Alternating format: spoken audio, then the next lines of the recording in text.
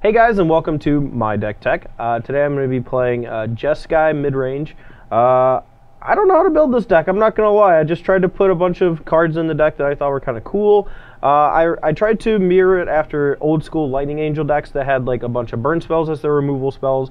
Versatile cards. We don't have a lot of card draw. We can play a tempo game. We can play an aggro game. And that's one of the things I really like about the deck. But let's go and take a look so I'm not just spinning my wheels and I can actually talk about the cards that we have. So let's talk about this brand new card we haven't seen played yet. Which one? Jace the Living Guild deck. Yeah, I actually played a copy of this guy in my the last Pro Tour deck I played. How'd you do? Shut up and go away. Nice beard, by the way. Yeah. And I mean that. It's a compliment. No, I really do. I don't care. I just stop talking. Anyway, there are a lot of new cards in this deck. Very similar to Brad's deck, it's a wedge, and we do have a lot of cards in that wedge that kind of complement the types of things that we're trying to do.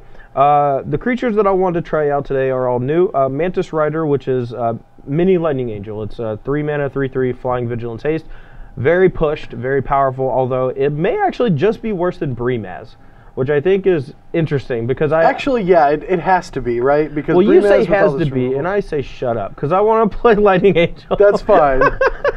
But, it does have haste, so it does get that one strike in. It depends on what removal people are playing, right? Like, if everyone's playing Bioblight, Breemaz is just way better. But if no one's playing Bioblight, everyone has downfalls, everyone has Silence the Believers, things that kill your guy before you actually get to attack with it. Getting that 3 damage in is pretty good when you have all these burn spells that can actually deal damage to them. The second creature that we have in the main is Ash Cloud Phoenix, and we obviously didn't write all of the things on these cards because Ash Cloud Phoenix specifically has just a bajillion words. Yeah, so Ash Cloud Phoenix, 4/1 flyer, it has Morph.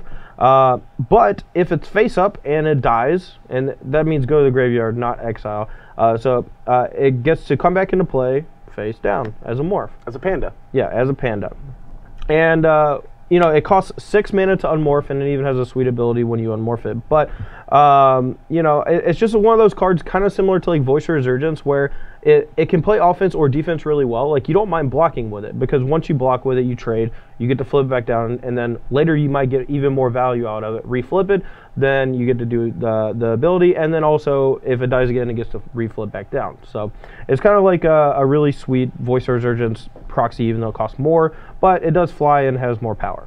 Last up as our creatures, we have 2 copies of Narset. I think the Enlightened Dragon Master. It's a vanilla, right? It doesn't have any text on it. Yeah, it's 6 mana, 3/2, first strike, hexproof. Whenever it attacks, you reveal the top 4 cards. Reveal the top 4 cards of your deck, and you get to play any non-creature spells revealed. Or no, you can actually pull lands off of it too, but only one of them. Anyway, you get to play reveal the top 4. You get to play all non-creatures for free until the end of turn.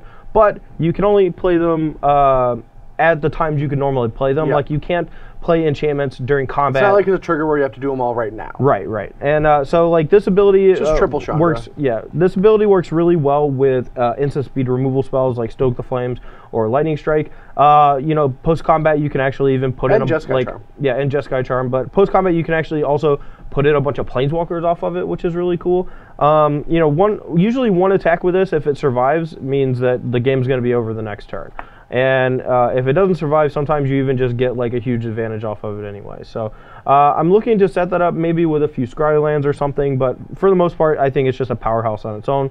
The fact that it has first strike and hexproof means it's not going to die too easily in combat or even by removal spells. Now, the rest of the removal, we do have 4 Suspension Field and 4 Banishing Light. I want to try Suspension Field because I was very afraid of Pulcheranos, but it also is awesome against Courser Crucifix, which I think both those 2 cards are going to see a lot of play. Pretty much my deck. It's good against my deck. This card is just good. No, I don't know like how good it is. Like, obviously Suspension Field might not be great against like Rabble Master decks or whatever, but like in those matchups, I'm just going to take my licks. Like, I'm already a deck that's 3 colors, a lot of my lands come to play tapped, a lot of lands deal me damage, and after board, like, we get 4, we'll talk about that later, but we have a lot of sideboard cards for that matchup regardless. The rest of the deck, we have 2 copies of Jeskai Charm, which is pretty fantastic. Being able to deal 4 to your opponent when you're in like a control matchup where you're like hitting the Mantis Riders, hitting the Lightning Strikes or Stoke the Flames, hitting them with 4 more damage is very similar to like Boros Charm's ability, where you deal them 4. But you also have 2 other sweet abilities. One of which is put a guy back on top of their deck at instant speed. That is one of the most powerful effects that no one really knows about if they just start playing Magic in the last 2 years. Oh yeah, Time Ebb. Time Ebb at instant speed with other abilities. This card is going to be busted, and the main reason is, yes, it is. You can cast on turn 3, right, and bounce a guy, but there's going to be board states where, oh, you don't have an answer to the thing that's going to kill you next turn. You have an elf on top of your deck. You're dead. Yeah. You know, it's like has that time walk effect to actually kill an opponent, yeah, or put enough pressure on them that they can't come back. Like, let's say you have another Mantis Rider, and they're at 9, right? You attack them to 6. Now you put something on top of their deck, they replay it, then you kill them. Yeah. And those kind of board states with a deck like this are going to happen a lot. Yeah, that's a great point. Jeskai Charm's last ability, I believe it's all your guys get +1/+1 and lifelink. Yeah. Yeah. All right. So Jeskai Charm, pretty sweet one there. And then last but not least, Sargon Dragon Speaker. Just a very tempo-y card, very similar to all the other cards in the deck. It's really good on offense and defense. You know, can turn to a 4/4 flying haste, kind of like Stormbreath Dragon, but also can just nag and kill a creature, which is awesome. The emblem, I don't think we're going to use it, so I'm not even going to bother. Just going to keep attacking them for 4 if I get the +1. So the new land in the deck, Mystic Monastery. That's the Jeskai Wedge land. Same as mine, but his produces white and not green. Yep. We have some pain lands because I want to have most of my lands come into play untapped if possible. Also, since I have a lot of things that are like red 1, white 2, white 1, I wanted to play pain lands over Mana Confluence, and I wanted to play a couple islands, couple plains for Flooded Strand, and then a couple mountains just you know, have more lands that didn't actually deal me damage if I needed to. So, all right, well, that is the Jeskai mid-range main deck. Let's go and take a look at the board, and then I'm going to beat the crap out of Brad. Honestly, can you actually answer that you're going to win or lose? Because I have no idea. I'm going to win. Just looking. Oh, are you? No. Is this Alabama talking? Roll Tide! All right, so as you can see, I don't know how to build the sideboard just yet, so... Shut up, Brad. I hate you so much. You know, this deck, it has a very specific problem that needs to be answered, and that's that Brad needs to shut up. As you can see, I'm really bad at this. I'm not very happy right now. Anyway, 4 Magma Spray, 4 Nyx Fleece for him to help out against aggressive decks. I think that could be a problem for this strategy, and having very cheap ways to interact with them is awesome.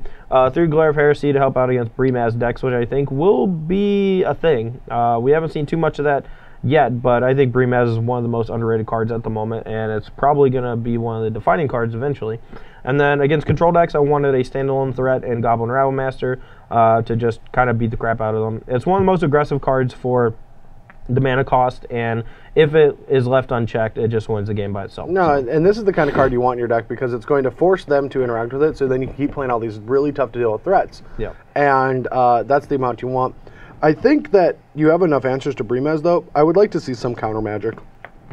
Just something. Yeah, probably. This deck definitely wants counter spells. Yeah, I thought about it, but like I don't want to counter anything. I'm just tapping. Like my deck taps out literally every turn, and counter spells don't really work with Narset either. I know that Narset's only a 2 of, but I didn't want to ever hit a dead thing off the top of it. Well, I'm thinking like mirrors where you both have removal. I think the deck that has a couple counter spells is like gonna rule supreme because Negate's pretty damn good magic card, buddy. Negate's fine. Negate's pretty good. I don't know. I'm going to negate you today. Okay, sure. All right, guys. Well, that is Jeskai mid-range. Everyone make fun of Brad in the comments because he's a big old jerk, and I'm going to beat the crap out of him.